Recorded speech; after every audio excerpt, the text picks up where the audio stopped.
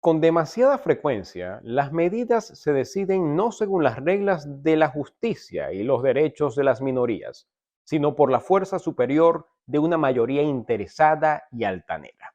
Así describía uno de los padres fundadores de los Estados Unidos, James Madison, a la democracia. Esto fue escrito en uno de los documentos claves de la construcción institucional estadounidense, que fue el Diario del Federalista. Madison, así como la mayoría de los redactores de la Constitución americana, no confiaban en la democracia y este fenómeno lo llaman, o a la democracia la llamaban, la tiranía de las mayorías. Es algo de lo que se ha hablado desde la antigua Grecia. E incluso te recomiendo ver mi video donde hablo sobre Platón y Bukele en este mismo canal porque trata sobre eso y está bastante interesante.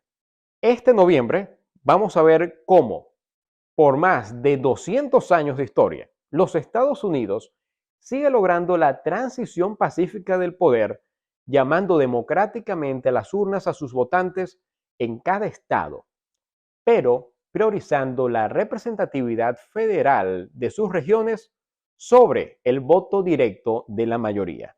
Hasta el momento, esto ha sido funcional y te explico cómo y por qué. Incluso ahora, en la batalla campal entre dos visiones radicalmente distintas de la política estadounidense. Una visión tradicional, basada en lo que representa Kamala Harris, y la de un outsider, en un polo conservador, como lo es Donald Trump. Soy Andrés Segovia, desde Washington, D.C., y en este canal te comento personalmente temas mundiales que están cambiando nuestra realidad y muchas veces están fuera del foco de los grandes titulares y de las puestas en contexto. Empezamos.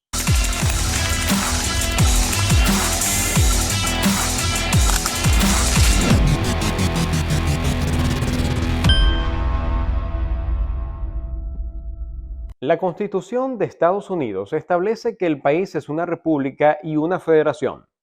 Se le considera una república porque el poder reside en los ciudadanos. No hay nada hereditario o monárquico. La gente es quien decide y elige quiénes son sus representantes, tal como sucedía en la antigua Roma.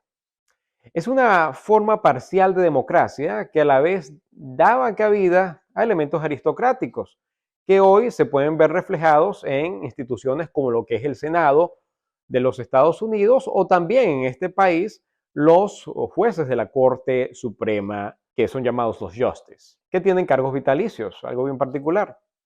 Además, es una federación porque está compuesta por estados que mantienen su autonomía, pero están unidos bajo un gobierno central. Por tanto, en la Constitución americana, la palabra democracia no aparece. Esto es intencional y es porque los fundadores querían evitar los riesgos de una democracia directa. Los riesgos como las decisiones que se toman por mayoría sin mediación de representantes. Ellos, en su época, no envidiaban para nada el asambleísmo permanente de la Revolución Francesa, que hasta por clamor popular mandaba a la gente a la guillotina. De hecho, los debates en relación a esto están llenos de muy interesantes citas que cuestionan a la democracia sin cuestionar las libertades. Vamos a ver algunas. Para James Madison, las democracias siempre se han encontrado incompatibles con la seguridad personal o los derechos de propiedad, y en general han sido tan cortas en sus vidas como violentas en sus muertes. Otra cita es: la verdadera libertad no se encuentra en los extremos de la democracia. Así lo dijo otro redactor del Federalista, Alexander Hamilton. Por su parte, el célebre Thomas Jefferson advirtió que un despotismo electivo no era el gobierno por el cual luchamos. Y además agregó que la mayoría, oprimiendo a un individuo, es culpable de un crimen porque abusa de su fuerza y el actuar sobre la ley del más fuerte rompe los cimientos de la sociedad, sentenció. Como notamos, los fundadores de Estados Unidos temían que una mayoría pudiera abusar del poder y por lo tanto optaron por un sistema republicano que también tomara en cuenta a las minorías, partiendo de la principal, que es el ciudadano como individuo. Así, este sistema electoral en Estados Unidos refleja esta estructura republicana y federal. En lugar de una elección presidencial directa, se usa el colegio electoral. Cada estado tiene un número de electores basado en su población y estos electores votan por el presidente en función de los resultados del voto popular en su estado. El propósito del colegio es equilibrar el poder entre los estados grandes y pequeños, es decir, es anticentralista. Esto evita que los estados más poblados dominen las elecciones presidenciales, protegiendo así el principio del federalismo, en el cual cada estado tiene voz y voto en la elección del líder del país.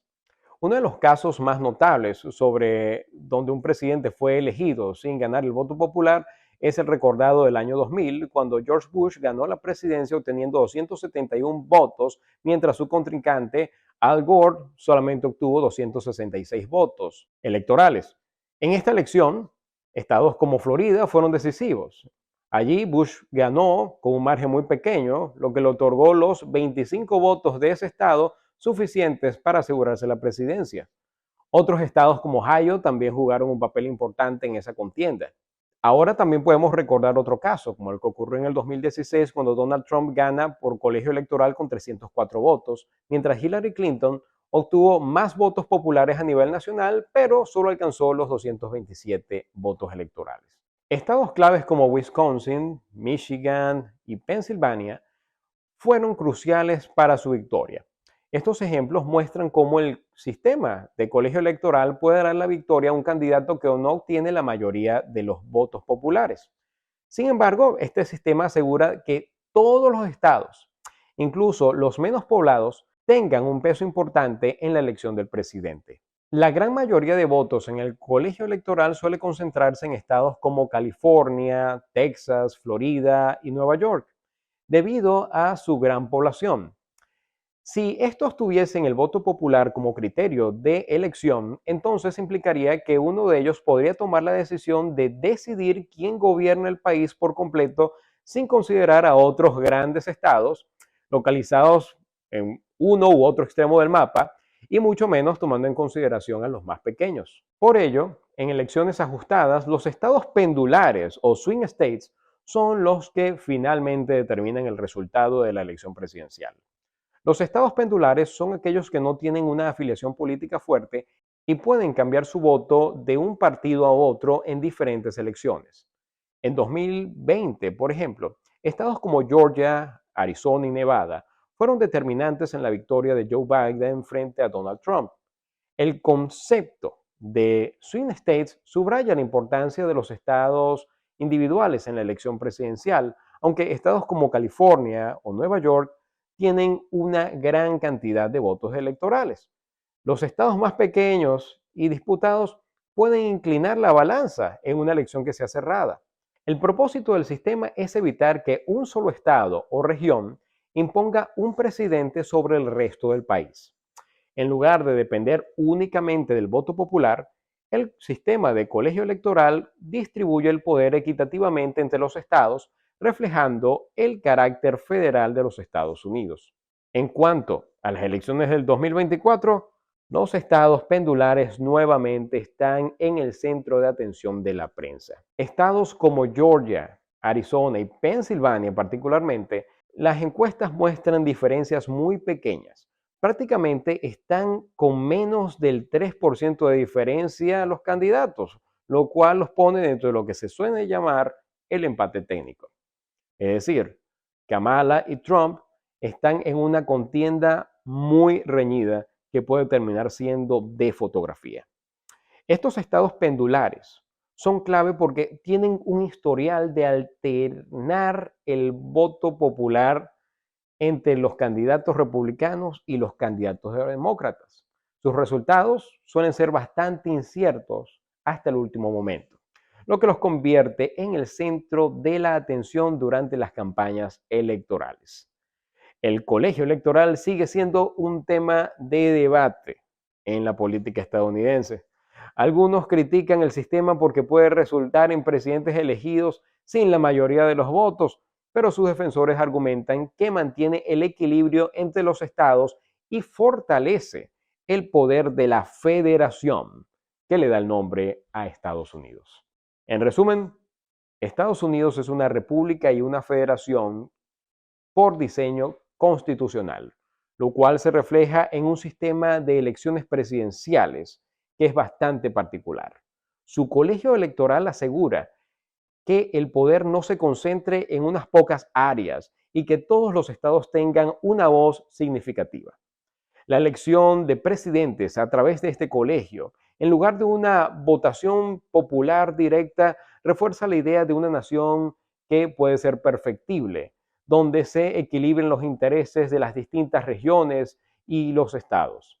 Esto es crucial para mantener la unidad dentro de la diversidad y evitar un autoaniquilamiento democrático. Así que si te interesa conocer un poco más sobre cómo funcionan las elecciones en Estados Unidos y otros temas relacionados con las relaciones internacionales, te invito a seguir este canal porque aquí discutimos temas claves que afectan la política global e impactan a cada nación. No te lo pierdas. Suscríbete y nos vemos la semana entrante.